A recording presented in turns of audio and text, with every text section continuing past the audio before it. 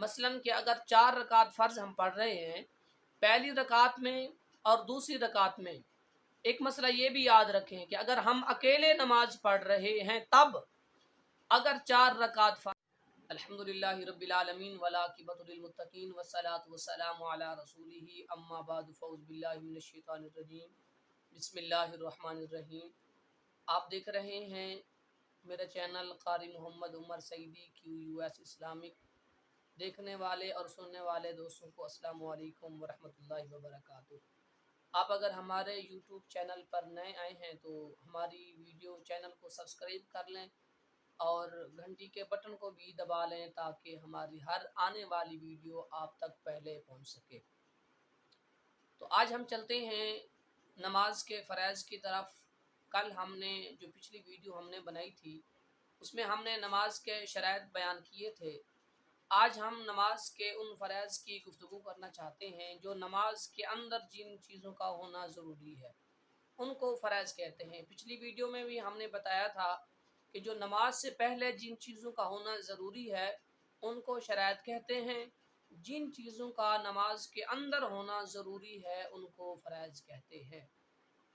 उनमें से सबसे पहले तकबीर तहरीमा यानी अल्लाहु अकबर कहकर नमाज शुरू करना, ये पहला फ़र्ज़ है। दूसरा क़याम यानी सीधे खड़े होकर नमाज पढ़ना। और याद रखें कि जब हम तकबीर करेंगे तो जो हमारे हाथ होंगे उनको इस तरफ उठाएंगे, यानी कि जो हमारे ये नाखन हैं ये इन कान की नीचे वाली लौ को लगेंगे और हमारी हथेलियां जो हैं इनको किबला रू होना ये ज़रूरी है। इस तरह हम अल्लाहु अकबर करके हम नाफ के नीचे हाथ बांध लेंगे। फिर हम सना पढ़ेंगे, सुबहानक अल्लाहुम्मा व बिहम्दिका व तबारक अस्मुका व तआला जद्दुका वला इलाहा गैरुक। याद रखें क़याम करना ये नमाज का दूसरा फ़र्ज़ है। क़याम बमाना यानी खड़े होकर नमाज पढ़ना, ये भी नमाज का फ़र्ज़ है। याद रखें अगर हम नमाज फ़र्ज़ या सुन्नत या वितर नमाज को हम बैठ कर पढ़ेंगे तो हमारी नमाज नहीं होगी। हाँ, नफिल नमाज में क़याम फ़र्ज़ नहीं है। अगर आप चाहें तो बैठ कर नमाज नफिल पढ़ सकते हैं।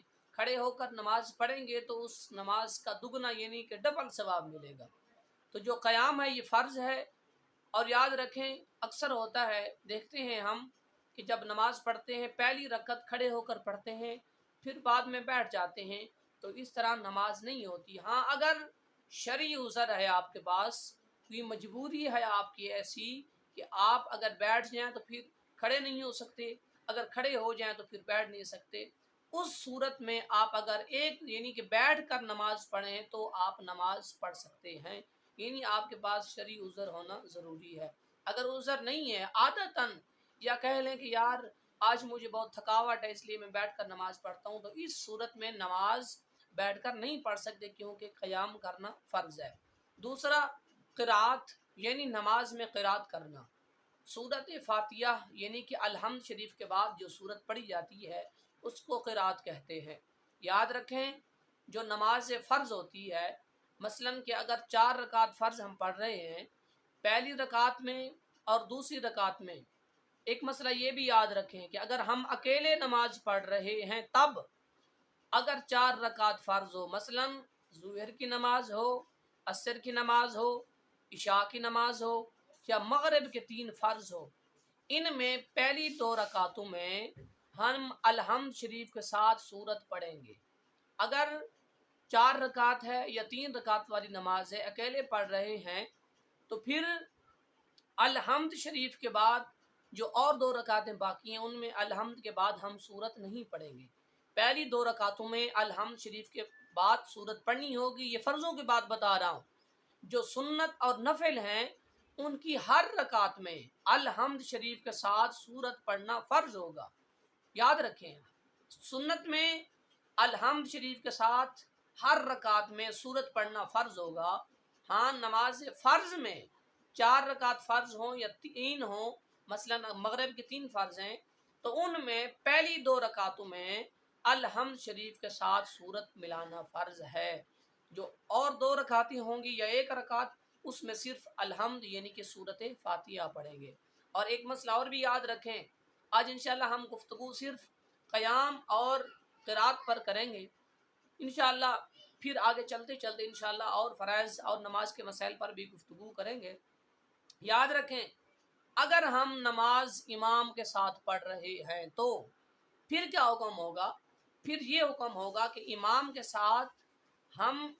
ساتھ نہ الحمد شریف پڑھیں گے اور نہ ہی اس کے ساتھ سورت فاتحہ کے بعد کوئی اور قرات کریں گے، یعنی کہ الحمد شریف کے ساتھ امام کے پیچھے نہ ہم الحمد شریف پڑھیں گے اور نہ قرات یعنی کوئی سورت پڑھیں گے، فاتحہ بھی نہیں پڑھنی، کوئی سورت بھی نہیں پڑھنی امام کے پیچھے۔ ہاں یعنی رکوع میں جائیں گے، رکوع کی تسبیح امام کے ساتھ ہم بھی پڑھیں گے، سجدہ کی تسبیح ہم بھی پڑھیں گے، اتحیات ہم بھی پڑھیں گے، اور جو کچھ بھی امام کرتا ہے ہم اس کے ساتھ کریں گے جیسے نماز پڑھی جاتی ہے، سوائے قرات کے۔